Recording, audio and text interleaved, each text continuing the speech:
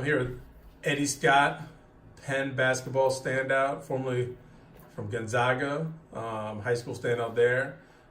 Eddie, listen, man, I really appreciate you making it today.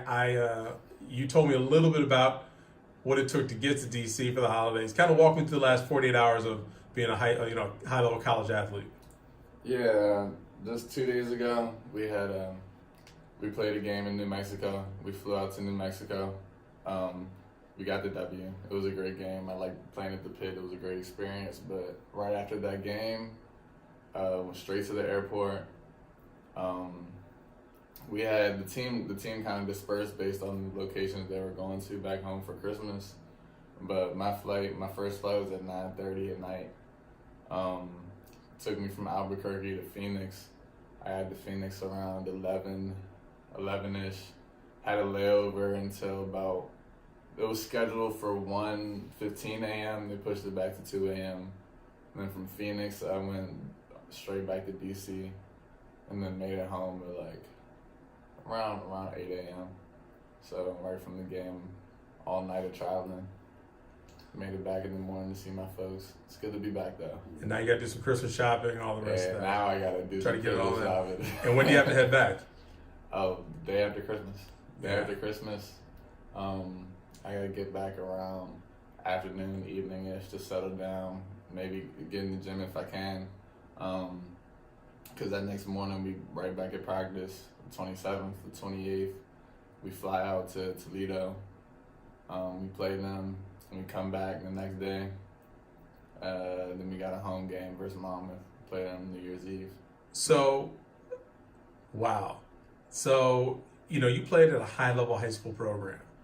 But if you were to talk to a high school kid or a middle school kid and try to explain to them the difference between high school and college, what has been the biggest adjustment for you? In terms of basketball, the biggest adjustment is really playing. I feel like playing in the system, playing as a team, and with the goal being, the goal has always been to win, but it's more so a team effort. It's more so you gotta give 110% at all times because really the level of competition is higher. Everybody's going at you just as hard. Practices are that much more competitive. People are that much more skillful. It's just another step up, really, in terms of your development athletically and just basketball in general. In terms of school, though, I'd say the biggest change is a necessity for routine and just creating a good routine, building a good schedule, and really doing what you can to stick to it. So, going back in time, we've known each other a few years.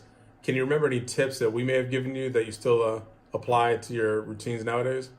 Yeah, of course. I mean, I've been told like routines, or you guys have given me like tips in terms of routine as far as athletics and as far as just kind of life in general. One thing that I got into that I think is really helping me is like there's a way to do like small rehab or like lower scale rehab on your body, and you can do that consistently like at night, even when you're not even thinking about it, just when you're in your room doing homework or just chilling with your friends.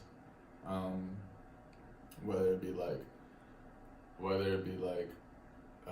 just icing yourself, whether it be rolling your knee out, rolling your leg out, rolling some tight muscles out, and just doing stuff like that just help you maintain your body throughout the season.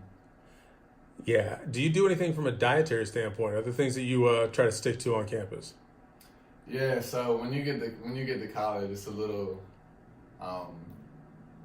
easier to get off of a good dietary track, in my opinion, because I haven't come home to any fresh cooked meals for me in a little bit now. But no, I try my best, of course. Like I drink a lot of water.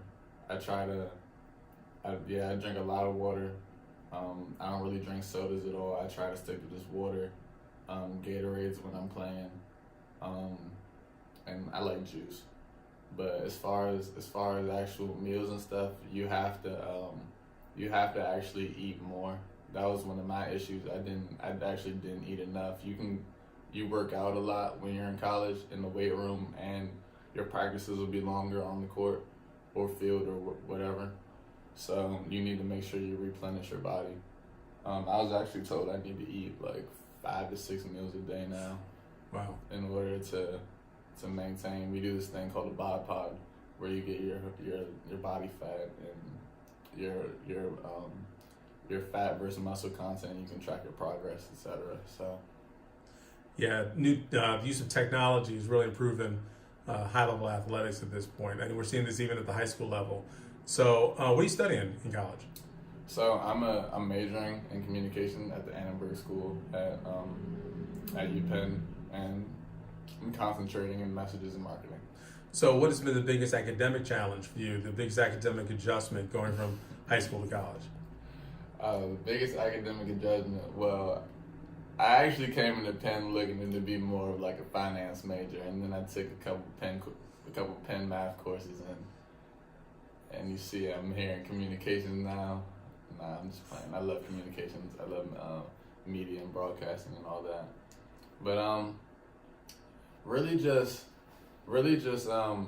kind of being able to focus yourself on your academics. There's a lot more distractions when you get to college. In high school, I had like more of a set schedule as far as go to class from 8 to 2, and then go to study hall from 2 to 3:30, and then have practice from 3:30 to 5:36.